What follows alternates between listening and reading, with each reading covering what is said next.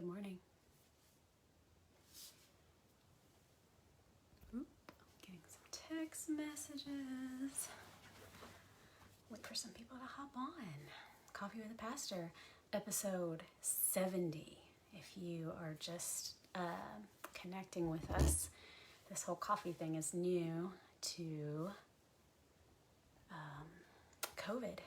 Something we started doing right off the bat as soon as we realized we were going virtual. So, hi Dad, hey Jana, hi Sierra.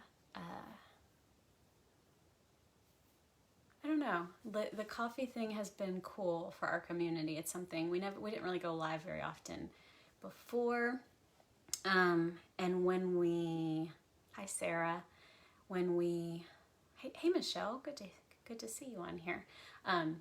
Yeah, when I don't know how to say it, when shit hit the fan, we were like, what should we do? And we just said, let's do check-ins every morning. And we started Monday through Friday, but honestly, that just hasn't been sustainable for the pastors to kind of cut into the day like that. We're all taking care of our kids at the same time, and it's a lot of content to produce. Hey, Brittany. So now we are doing Tuesday, Wednesday, Thursday, and on Tuesdays we feature a guest. Yesterday, Jarrell was chatting with us about the theological importance of voting. Tomorrow, the three of us are going to have a coffee together, Fran, Matt, and I, and we are going to chat with one of our dear friends, Timothy Foreman, and he's a social worker in Louisiana, and he's going to talk to us about death, and he has some really honestly beautiful and healing ways of looking at death, and especially as a hospice social worker. So, okay, let me see. How's everyone doing? Oh my gosh, look, there's a new feature where I can bring a person on camera and split the screen. I totally want to try that out. Maybe at the end, just to test it out, if anyone's willing to be a guinea pig. Hey, Tori. Maybe we could test that out.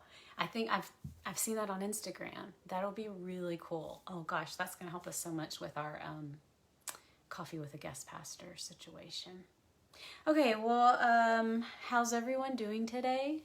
Let me know. Check in and let me know where you are at right here in this moment. Please let me know. Please comment so I can kind of understand the collective vibe right now. I'm excited because I'm drinking a latte.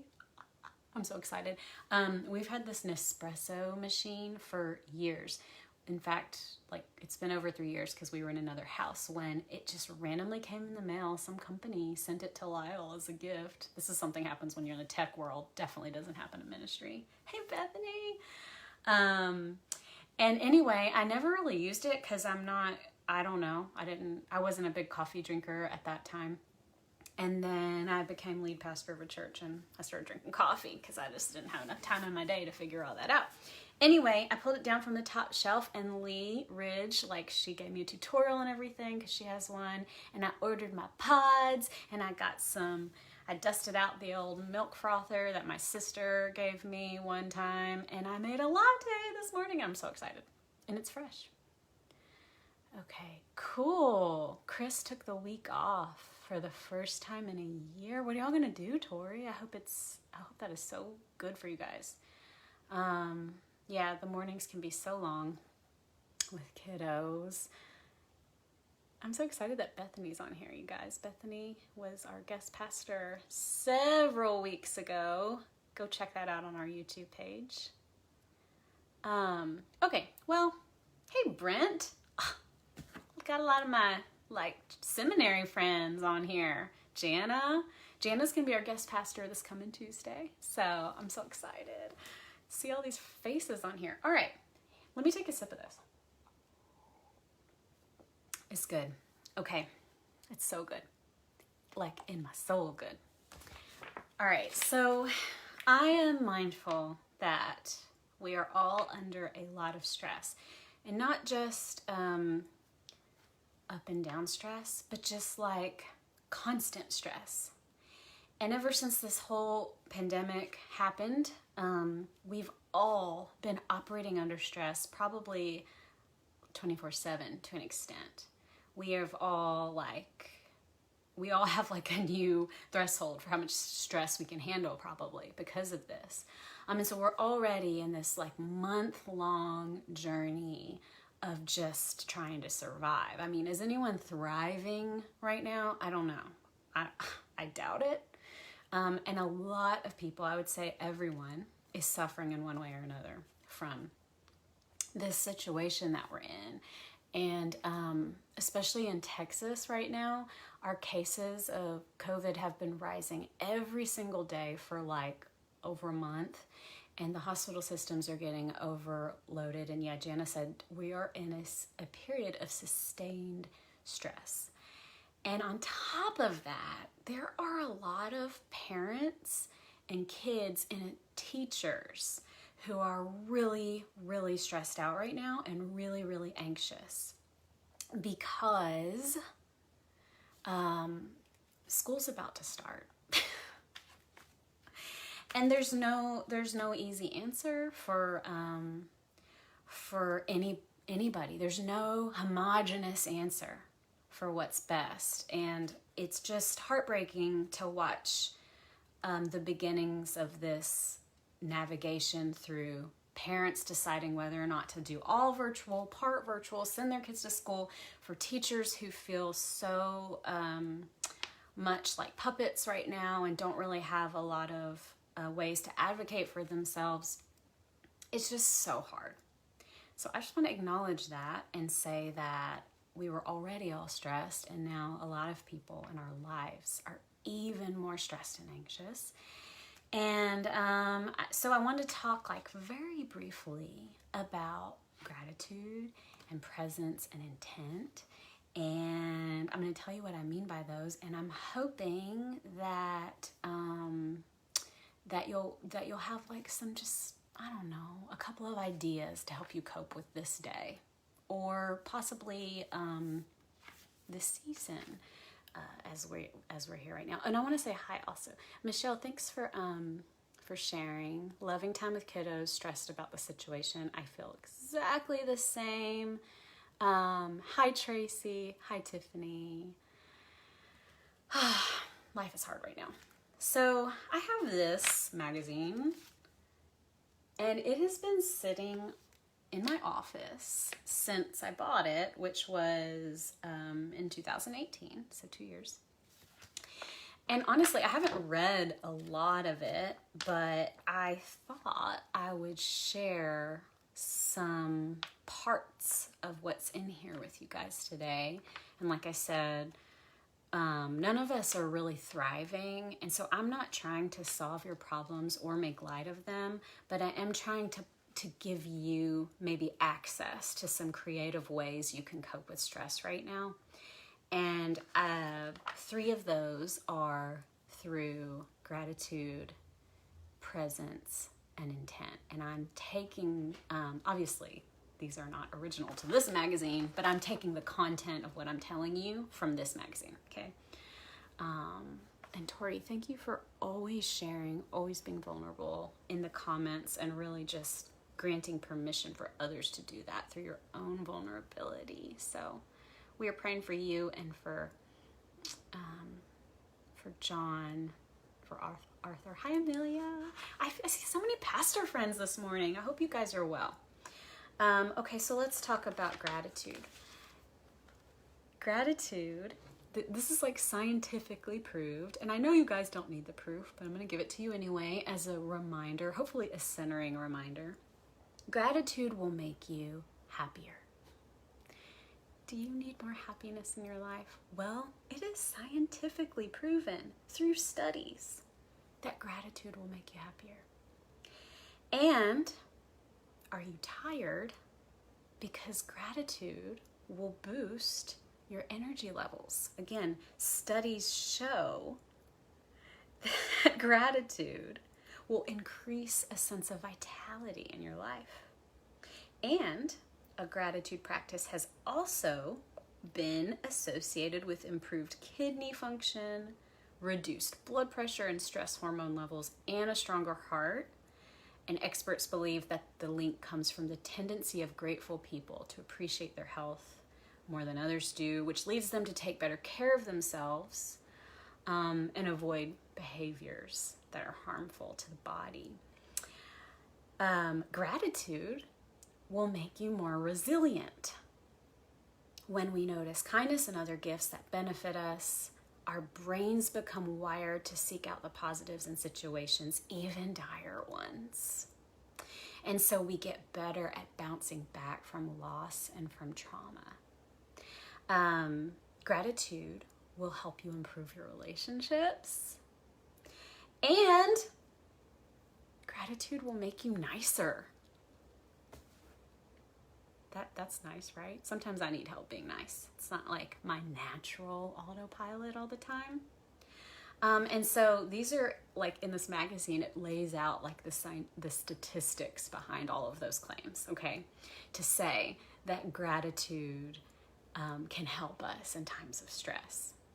And so the idea here laid out for how to give thanks is as simple as a gratitude journal.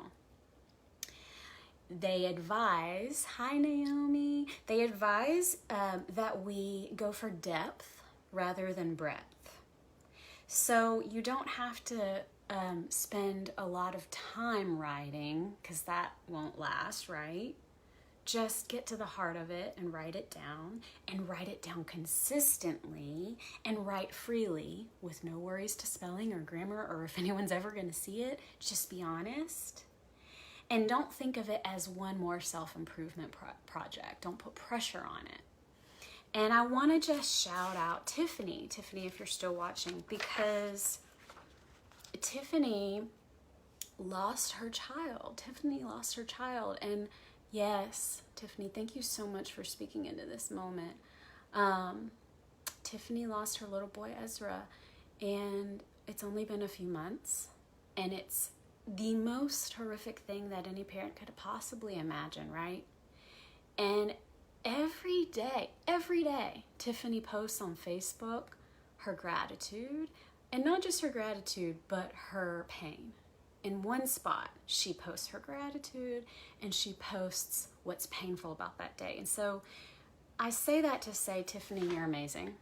And Tiffany, you inspire me. But also to say that when we talk about gratitude, we are never talking about gratitude so that we don't face the hardness of life. We don't talk about gratitude to the detriment of creating space for grief or the need to even just vent. It's not either or, it's both and gratitude can heal us through those hard places. So that's the word on gratitude that I get from this magazine here. And then there are two things, and this is citing Malika Chopra, who wrote Living with Intent. These are both from her. And they're really quick, but she lists everyday ways to be more present and then an intent exercise. And I really like both of these, and I wanted to share them with you in case something strikes a chord with you. Because again, we are all stressed to the max right now. We're all making tough decisions every day. We're all feeling judgment or guilt or shame. And we're all just trying to navigate the reality that we're in the best way we know how for our family. So she says, everyday ways to be more present. Here are 3 things that have helped her clear obstacles from her path. Hi, Clark. And let me take another sip of my delicious latte so that doesn't get cold. All right. These are things that I think will help us and that they're accessible to all of us. 1, go for a walk outside. Okay. I know that it's hot. I got so excited when I saw the weather forecast in Texas because it's going to cool off this weekend and the highs are only going to hit 95 to 96 on Friday and Saturday, supposedly. So that's sad when 95 or 96 is a reprieve. But when we go outside, that helps us to be present. And there's actual evidence and research on a chemical reaction from being around trees. And also just the way that we can be centered from nature, even if it's just one plant, you know. And so go for a walk outside, go super late, it stays light a long time. Go early in the morning or just whatever, go for a walk, it doesn't have to be long. Or plant a seed. Plant a real seed in your garden or in a pot. Put it on your windowsill so you can watch it grow. Take responsibility, she says, for watering it daily and exposing it to sunlight. Enjoy its beauty and enjoy your nurturing power when the seed blossoms into its own unique expression. And then identify a person in your family or community who appears to be living daily with intention. It may be anybody. It may be a parent, a postal worker, a clerk at a store. Just appreciate the important role of that person in the lives that are around that person. It's funny, Tori. Okay, so this is the last one. This is an intent exercise, and I don't know, take notes or something, because I don't know. Or DM me if you want and I can send you a picture. Okay, so this intent exercise is a 5-minute thing. So you would just set aside 5 minutes to either meditate or just sit quietly, and you would choose a place where you feel happy and secure. So maybe this is something you can do, to help you cope. When you just have a few minutes and need to reground yourself or take some breaths. So basically you would just take a few minutes to settle down, to breathe in deeply, inhaling and exhaling, taking those deep breaths that are actually also, there are lots of physical health benefits to deep breathing, and of course, mental and spiritual. You don't try to control anything, just let it flow. Let these breaths flow when you do this, okay? So then you ask yourself the following questions. You don't have to answer them. Just take time to experience what comes up, okay? These are the questions. Maybe someone can write these in the comments. The questions are, who am I? What do I want? And how can I serve? Who am I? What do I want? And how can I serve? Then, after more deep breathing, you ask yourself, what does the universe want from me? What does the world want from me? You don't need to have a clear answer. This is an intent exercise. Why? Because gratitude and presence and intent all work together to help us play our part in the world, right? We don't check out. We can't. Let's see. I want to look at Bethany's comment because I want to make sure I address it, and I was going here anyway. She says, gratitude is crucial. My concern is that the push for gratitude, particularly in spaces where injustices are present, can serve as a sedative to push against the injustice and silence those facing oppression, focusing on what you have to be grateful for instead of complaining.